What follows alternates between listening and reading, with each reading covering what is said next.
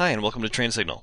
We're continuing our discussion of Active Directory Rights Management Services, ADRMS, and specifically turning our attention to rights policy templates. Rights policy templates are a way to be able to identify who is going to have the permission to consume certain content and what sorts of abilities they'll have relative to that document when they try to open it. So really there are two sets of topics I want to cover for you in this particular lesson.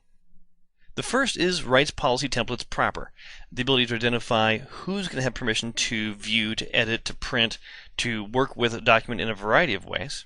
Expiration rules that identify how long someone is able to use this content, and when or if I choose to revoke access to that content, to decide that somebody is no longer able to access a document in a way that perhaps they once were able to. So let me jump over to the server environment to show you how this looks, and then we'll double back for a second, somewhat related topic. So here on server 1, I want to get access to my Rights Management Services environment, so I'll go ahead and open up the MMC snap-in for that. Having done that, the specific area of configuration I want to focus on in this lesson is over here, inside of my RMS cluster, the Rights Policy Templates area. And if you attended the earlier lesson on ADRMS installation, you'll recall that we created a simple rights policy template for illustration purposes. Let me go build a new one, and let's walk through that nice and slow to make sure we understand all the details of how that behaves. I do that with the link over here, Create Distributed Rights Policy Template, and my first configuration option is supplying a description of that particular template and a name for it, and doing so potentially in some large number of languages. Depending on my organization and how widespread it is, I might have users who use a wide variety of languages to be able to get their work done. If they're going to use these rights policy templates to protect their work, I don't need a different rule just because users are using a different language. The ability to edit a document is the same ability to edit a document no matter what language the document is in. But my users who are trying to decide which template to assign to a document will benefit from seeing a description that's in their own language. So we choose the appropriate language. We choose a name for that particular template and a description. Both the name and description are going to be visible to users who are trying to decide which particular template to use to protect a particular document that they want to be able to distribute. So it's important to choose carefully how both of those work. So for example, I'm the IT administrator at GlobalMantics. I've got a regular memo that I send out to internal IT staff. It's inside baseball sort of stuff. I don't want this to leak out to other departments. I've got other memos that I send to other departments to inform them of things, not that I want them to know, but internally I want to be able to have informal and frank discussions of what's happening inside the department without that information leaking out to unfriendly ears. So I need some sort of an IT department internal communication scheme to make that happen. So I'm going to build a rights policy template for that. And I'm going to call it IT internal communication. The description needs to help describe to a potential user of this template when they would want to use it by describing what it allows, who it allows access to, what permissions are conveyed by this policy. In some cases, it might almost make sense to configure the other portions of this wizard and then double back to this point to be able to configure the description in a way that's going to make sense to people. In this case, though, I know that this is for IT staff only, and that this policy ensures that only reading is permissible in this particular document. And I'll describe here that viewing the document is the only ability conveyed by this particular policy.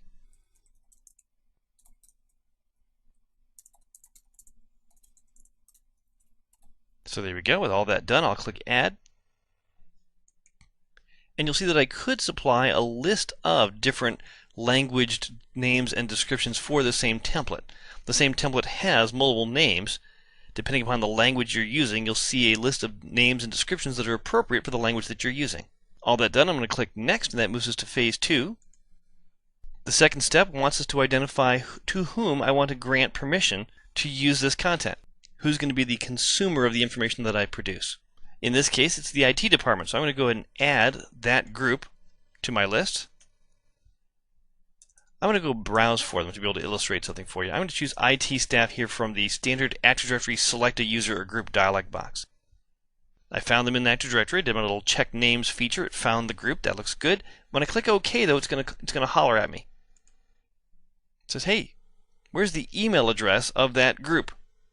And you're thinking perhaps, wait a minute, emails, groups have emails? What does it mean to email a group? Well, it turns out Active Directory does provide exactly that ability. Let me jump over to my Active Directory administrative console for a moment.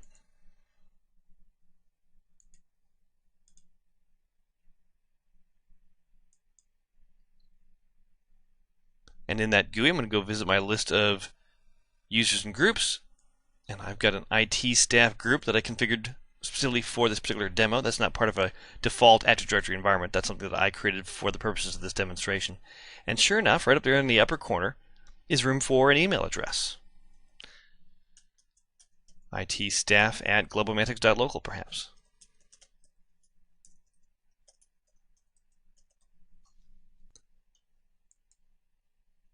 And thanks to that small change, I'm going to close up my administrative center there. Thanks to that small change, I can now go add the IT staff group to this list, and look at that, it pulled in the email address. Now I could have just typed that, but I want you to see how this flows. So that will limit consumption of this content to just people who are members of that group. Interesting again that the email address is the defining characteristic. RMS uses that a lot. It uses it for users, it uses it here for groups. If I don't want to restrict the range of people who could possibly consume this document, but instead merely want to limit what people can do with it when they do see it, I might choose this other option of anyone. The anyone option is vaguely equivalent to the Windows everyone group. Same basic concept. Anybody who can get their hands on the document. I'll click OK. We've added IT staff to the list. We could add other users and groups as well if we chose to. In this case, it's just IT staff specific. And I want anybody in IT staff to be able to read this, and when they do, I want to give them the view level of access. Now I've got quite a list of rights that I can grant in this interface, and you might notice something interesting. There's no option to explicitly deny them in this interface. This is not our normal NTFS permissions dialog box where I get to allow and or deny permissions to a certain ability. Here I'm either granting it by putting a check mark in the box, or I'm implicitly denying it by not including it in the list. Full control, of course, includes everything that lies below. View is the simple ability to read the contents of that document, to be able to see it. To see it, though, is different from the ability to make changes to it. Edit is a whole separate permission. Edit does imply the idea of being able to save, to be able to keep your own copy of that document. Save as, somewhat similar in that respect, to be able to save it with an alternative name. The print permission, it's just what it sounds like. To be able to send it to a printer, I would need to have given that user print permission. Otherwise, the printing features of an ADRMS enabled application won't function. Forward reply and reply all are exchange ideas. These affect your email server functionality. These affect the behavior of Outlook. With those options turned on, I can receive and then forward an email that includes an ADRMS encrypted document, or I can reply to the person that contains it or do a reply all. If those boxes are not checked, I cannot perform those appropriate actions. We've got an option called extract.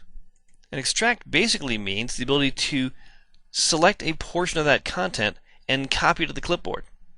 If I could do that, I could go paste it into some other tool, and then I could send that information somewhere. Extract is a defense against that kind of copy and paste behavior. Below that is the allow macros permission. You may be familiar with macros from the Office suite. Maybe you've used Word or Excel macros to get certain kinds of tasks automated. I can grant or deny the ability to run those macros. The last couple, view rights and edit rights, are permissions related to RMS itself. To view the rights associated with a particular document is the starting point to creating your own permission set for some other document that capitalizes on that structure. You can use it as a starting point to build your own policy rules for some other document. Editing rights is just what it sounds like, to be able to change who has the ability to get at this document. That's a fairly dramatic change. Do I really want to give people the permission to give other people the permission to read this document? In many cases, no. That's a very powerful permission. Be careful who you give it to. Down at the bottom, we've got an option to grant the author of the document full control. Now that's a fairly common thing. It's set by default for obvious reasons. If I create a document, I protect it with ADRMS, and then I make it available to other people, do I really want myself to be restricted from what I can do with that document? Probably no. If I'm the content author, if I'm the person who created this document or this spreadsheet or whatever, Probably I intend for me to be able to do whatever I want to with it, but I want everybody else in my organization to be subject to the rules that I'm setting up here. So we can turn that on or off as need be. Clicking Next brings us to expiration policy. Expiration rules fall under two broad categories: content and license expiration.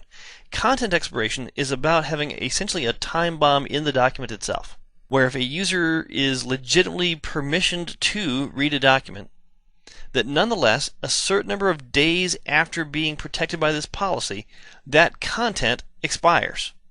This might be a good choice for a draft version of some document. This might be a good choice for a request for proposal, where anybody who wants to submit a proposal must do so by a certain date, and after that date, we don't even want the details of how to apply for that particular project to be available. It's no longer useful. The document time bombs after that certain point in time. And I can do that by specifying a particular date and time. I can do that by specifying a particular number of days of duration. Once that document has been protected by this policy, it'll only be usable for a maximum of a certain number of days before it expires. Again, for everybody except the owner, assuming that I set the option properly on the prior screen. The other kind of expiration is license expiration. You'll recall from our earlier discussions of ADRMS architecture that for a user to use a document, even if they've got the document on their hard drive, that document is useless to them until they go to the RMS server to unlock it. That process is called requesting a use license. And my question here is, how often does that have to happen? In general, when a user gets a use license, they get to keep it forever, because once they've been given permission once to get into it, that's all that they need.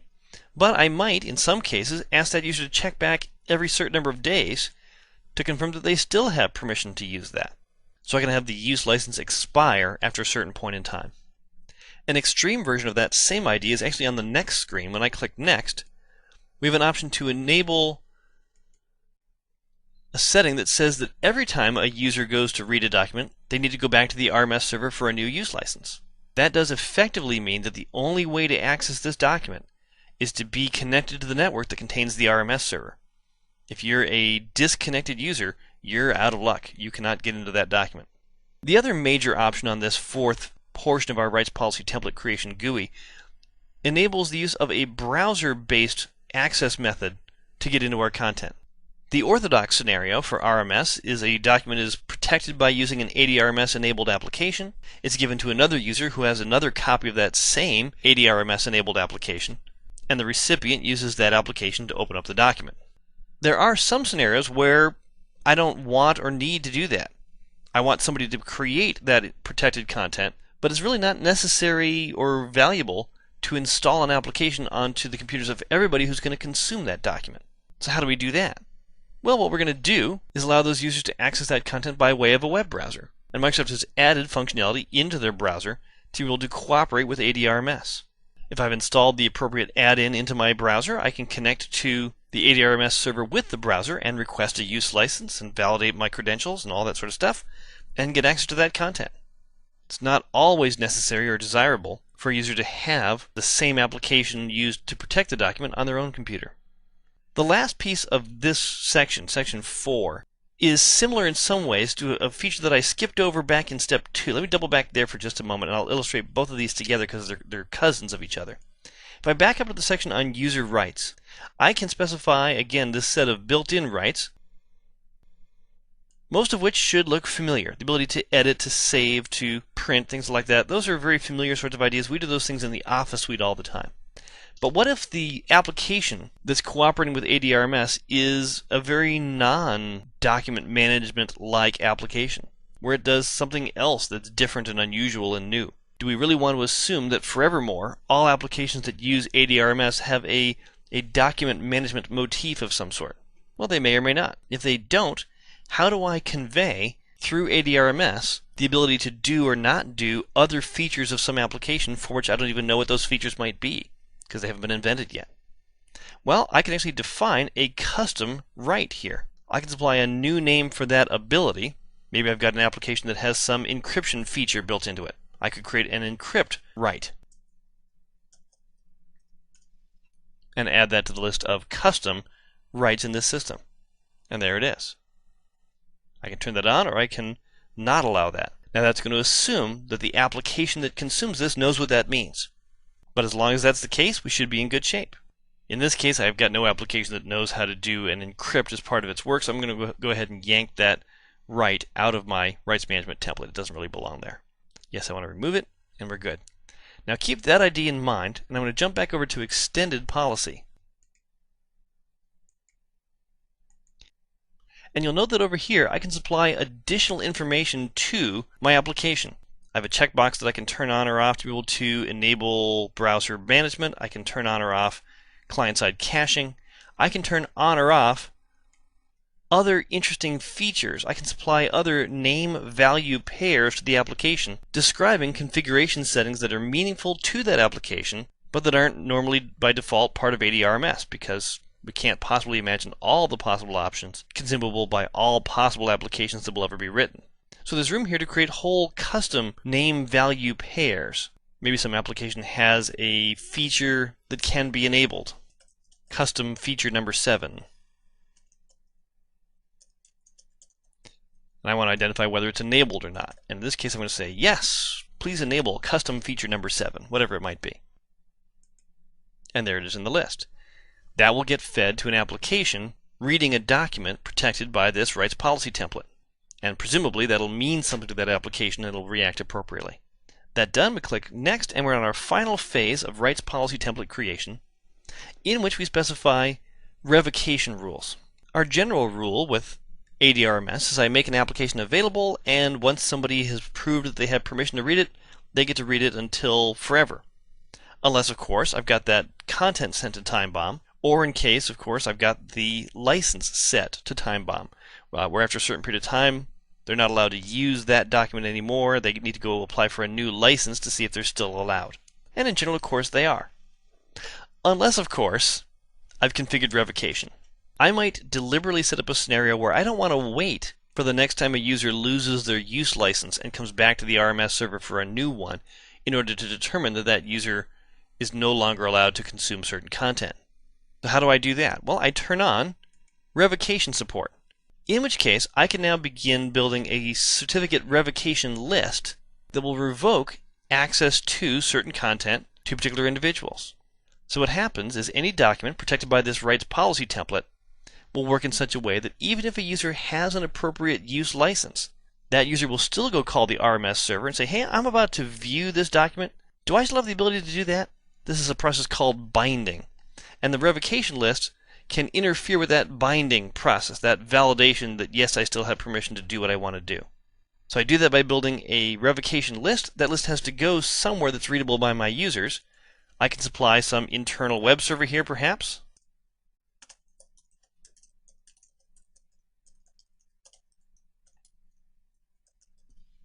The potential problem with that, of course, is what happens if we're not inside the environment? What if I'm an external user trying to access a document from home? Well, then that particular URL needs to be accessible both to internal and external users if I want to enable that scenario. So I would need to change which web server I publish this to. I'm imagining another web server called externalwebserver.globalmetrics.local. And I get to choose how often revocations get posted to the list. And I can choose a public key to use to identify that that particular list has in fact been signed by this RMS server. The RMS server will digitally sign the revocation list, and of course that digital signing is usually done with the private key, because only the creator of that content has the private key. It's a perfect identifier that you are who you claim to be, because of course everybody else has your public key. How do they have the public key? Well, we've got it right here in this description. Someone who uses that public key can be perfectly certain that that revocation list came from this source, because the signature will be able to be unencrypted using the public key that's defined here.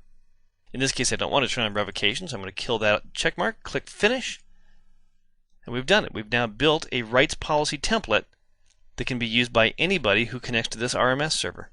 As we discussed in another lesson, we could then go forward to configure where our templates are going to be made available. From where do clients download the list of rights policy templates? And in some cases, I may choose to archive rights policy templates. If they're no longer needed, I can create a rights policy template in much the same way that I did in my regular rights policy template, the main difference is described back on the prior page. I can't publish new content with an archived rights policy template. I can still use it to be able to consume that content, but I cannot apply that template newly to new documents. I would need some other active distributed rights policy template to do that. So I'm going to jump back to my slides and we'll turn our attention to a separate, related, interesting topic in RMS management.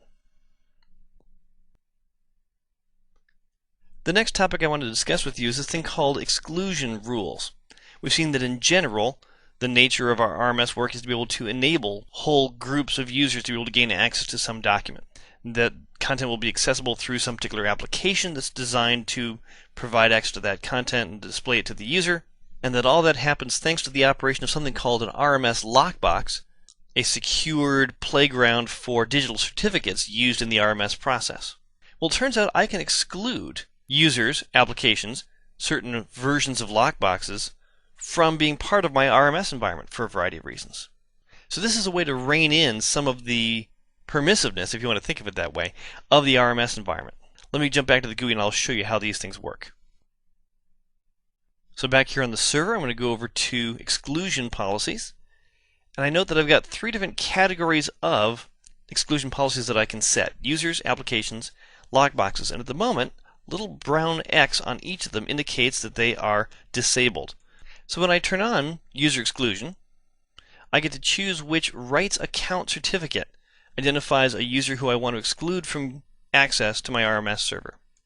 So in this case, let me pick a particular individual from Active Directory, or alternatively, if a user is not a part of Active Directory, but they've got a digital certificate that gives them access, I could just add the public key of their cert, and anybody who tries to submit a request using their private key, I'll know right away it's them because that'll match up with this public key, and I'll say, nope, I don't let you use RMS for whatever the reason might be. Let me go add a user to my environment here. So for example, maybe Emily Parrish has left the company. I want to be able to add her to the list of people who are going to be excluded from using our environment. I'll type her name here. Click OK. And you'll note that ADRMS drops in the email address. That is the primary identifier for users or groups, entities that should be granted or denied access to ADRMS. When I click Finish, she drops into the list. And there's the public key associated with her rights access account. In addition to user exclusion, I can exclude individual applications. Application exclusion identifies simply the name of the executable and the minimum and maximum version that I'll use for that purpose. Maybe I don't want PowerPoint consuming content from ADRMS or allowing ADRMS rights protection.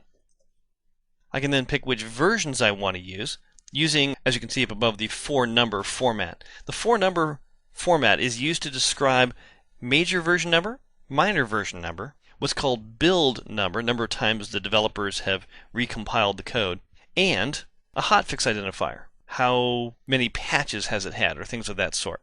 It's kind of a patch ID of a sort. So maybe I don't have a particular minimum version number. I want to exclude any version of the Office Suite before version 13. So that's good. I'll click Finish, and that's an application exclusion. One last kind of exclusion at our disposal, called lockbox exclusion. Again, note these are all disabled by default. The lockbox is the feature of ADRMS that implements that secure sandbox in which a user's private keys live. And I can choose which version of the lockbox I intend to use. The lockbox is a piece of cryptography software of a sort. Microsoft is aware that from time to time, bugs are found in any given piece of cryptography software. So to help manage that, Microsoft applies a version number to each version of the lockbox that they produce. If a security vulnerability is found in one kind of lockbox, Microsoft can release a new one and let everybody know to use only a certain minimum lockbox version number. We're up to version 5.3 perhaps. 5.2 is used by one of the earlier versions of RMS back when it was simply called RMS, when it wasn't ADRMS as of yet. So that's pre-Server 2008. That done, we click OK. We've locked out those appropriate users, applications, and lockboxes that should not participate in our ability to get policies defined by our rights policy template area. The combination of which makes it perfectly clear who should be able to and should not be able to consume ADRMS protected content. Perhaps somebody in your organization, maybe it's you, will be the person to carry the message of rights protection into your organization and enable a new series of benefits to be able to allow for secured communications that will reduce the risk of data leaking into unfriendly hands. And I hope this lesson has been helpful to help you implement those ideas. I look forward to sharing more ADRMS concepts with you in some of our other lessons.